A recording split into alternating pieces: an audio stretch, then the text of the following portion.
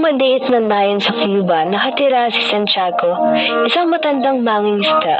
Siya ay kinada sa kanyang pagiging matapang at matiyaga, ngunit sa loob ng 84 na araw, wala siyang huli. Wala na bang isa sa karagatan?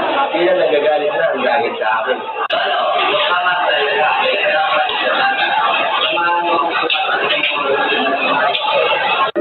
Ngumiti na malungkot si Santiago.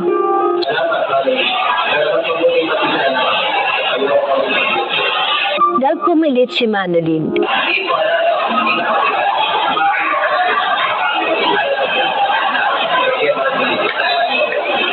Sa 85 araw, naglayag si Santiago kasama si Manolin.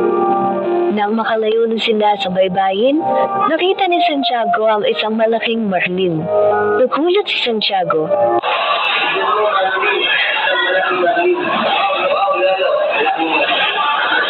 Nagsimula ang kanilang pakikipaglaban sa marlin. Ang isda ay napakalaki at malakas.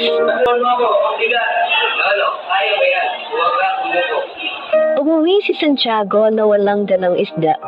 Ngunit may karangalan at lakas ng loob. Ang kanyang pakikipaglaban sa marlin ay nagpakita ng kanyang pagiging isang tunay na mangingisda. Nakaupo sa kanyang bahay at nakatingin sa dagat si Santiago.